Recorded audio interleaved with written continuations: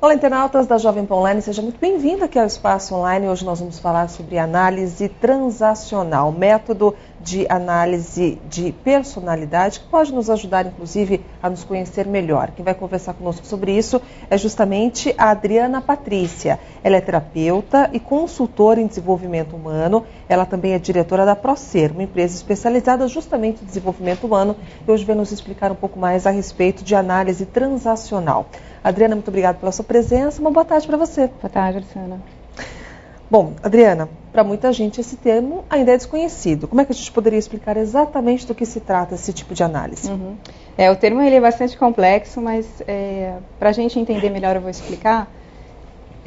Esse método foi criado por um médico psiquiatra da década de 50, mais ou menos, chamado Eric Berne. E de acordo com o Eric Berne, todas as pessoas, né, eu, você, presidente Dilma, Roberto Carlos, todo mundo é formado por 3 estados, como se a gente tivesse 3 pessoas dentro da gente, né? E ele denominou da seguinte forma: então esses estados, a gente tem o estado que é o estado pai, o estado criança e o estado adulto. Então todas as pessoas são formadas dessa maneira. E de acordo com o estado que a gente se encontra, a gente vai agir de determinada maneira. Então, por exemplo, ele denominou dessa forma, ele poderia ter denominado de uma outra maneira. Eu vou explicar para vocês como funciona cada estado, né? Então, o estado pai, por exemplo. Então, tudo que a gente aprende, da forma com que a gente se comporta, a nossa personalidade, os conteúdos que a gente carrega, na maior parte foram construídos na infância até os 7 anos, né? Então, tanto o estado pai e o estado criança também foram construídos até os 7 anos. Então, o estado pai é todas as regras que a gente teve de criação, de disciplinas, tudo que a gente viu. Por exemplo, se você teve um pai mais rígido, isso vai implicar em quê na sua personalidade? Provavelmente depende muito de como essa pessoa também o próprio jeitinho da pessoa, né? Mas um pai, por exemplo, muito autoritário, na maioria das vezes, essa pessoa vai desenvolver um medo de autoridade. Isso é muito comum, né? Tem gente que tem medo de autoridade, às vezes vai se comportar vai se fazer uma apresentação, por exemplo, diante de um chefe e fica numa situação difícil, né? Fica com medo. Se torna mais submissa também? Submissa. Isso vale tanto para o pai quanto para a mãe, que são mais rígidos, mais autoritários. Sim, o que ele chama de pai, na verdade, é a instituição que nos criou. Então, não precisa ser o pai, a mãe. Às vezes, quem criou aquela pessoa foi os tios, o irmão mais velho, ou um abrigo, por exemplo, né? Então, o que representou para ele esse código de regras, né, disciplinas do passado. Então, esse é o estado pai. Então, toda pessoa também carrega esse estado. O estado criança. Então, é exatamente como essa pessoa se comportava quando era criança. Então, com as suas espontaneidades, suas brincadeiras, seus medos. Então, é como se ela fosse criança. E é interessante porque isso tudo é um conteúdo inconsciente, a gente não tem acesso rapidamente, né? Então, a pessoa se comporta exatamente como uma criança, não é o que ela está representando no papel, né? Então, acontece, por exemplo, brigas, né? A gente vê isso é muito frequente, briga de trânsito. Às vezes as pessoas entram numa discussão, já saem do carro brigando, discutindo, né?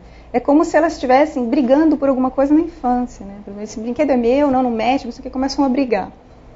Então, elas não estão representando o papel, elas estão sendo uma criança naquele momento.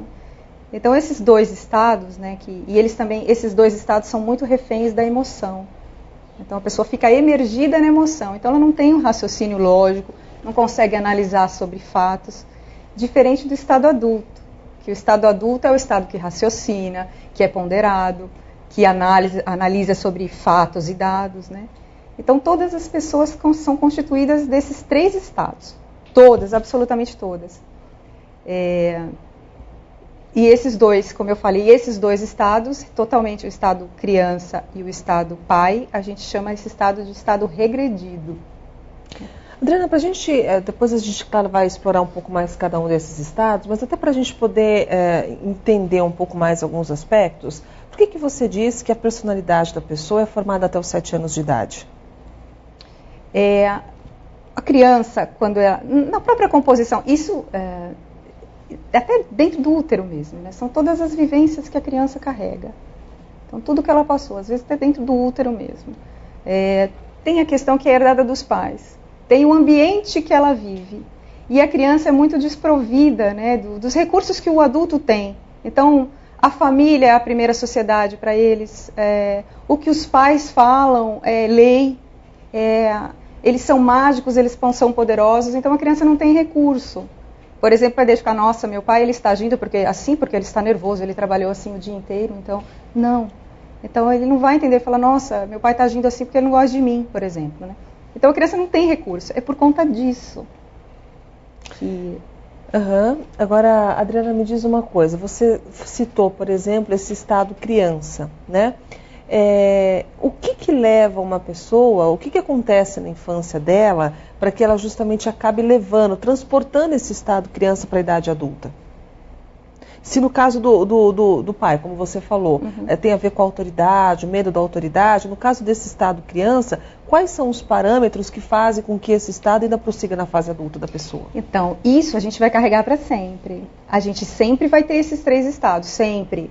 A questão é a gente não ser refém de um estado só, né? Porque uma pessoa que age, que ela está agindo como uma criança o tempo inteiro, independente independente da idade que ela se encontra, isso é totalmente prejudicial.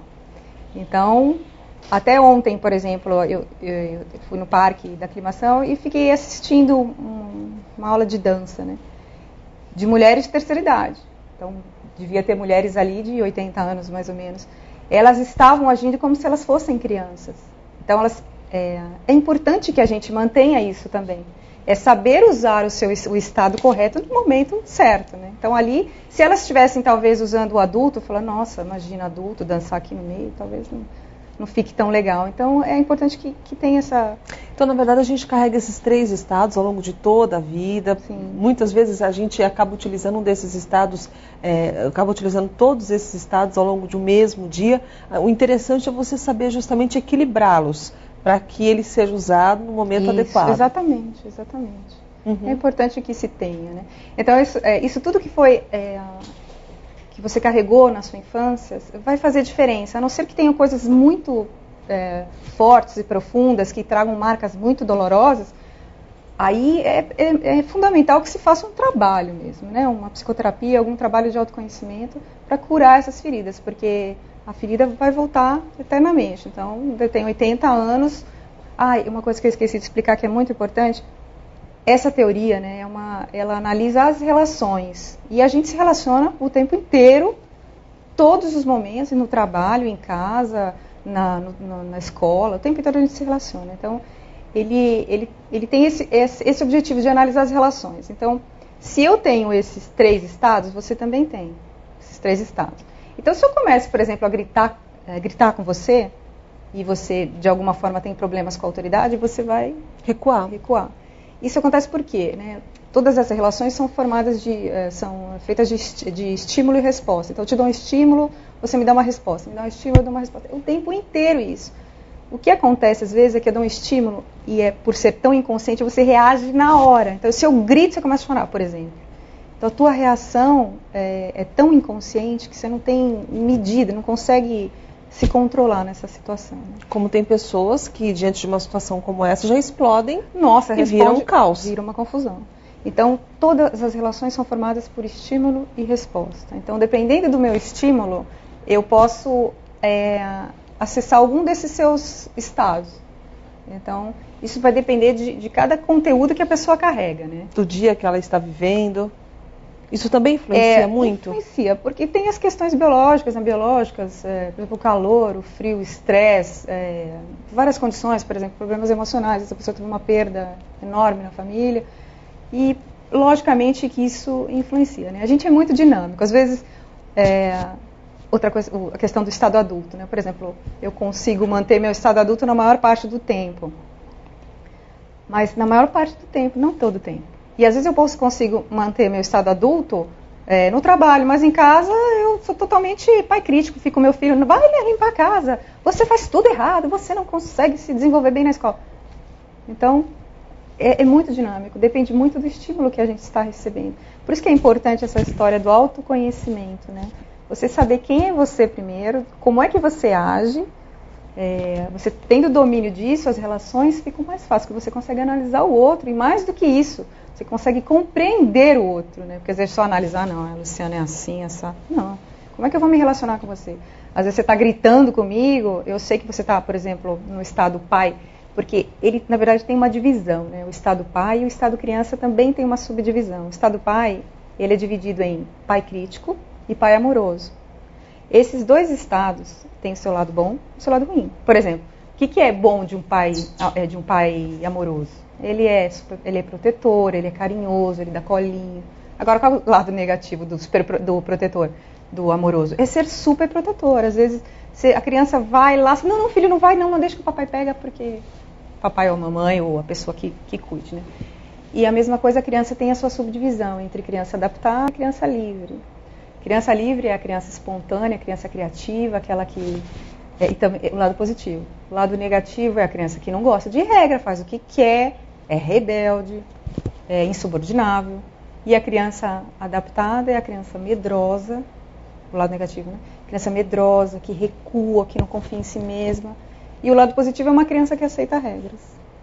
Então, tudo tem. Então, na verdade, a gente se relaciona com 5 estados da pessoa, né? Pai crítico, pai amoroso, o adulto, criança livre e criança adaptada. O tempo inteiro.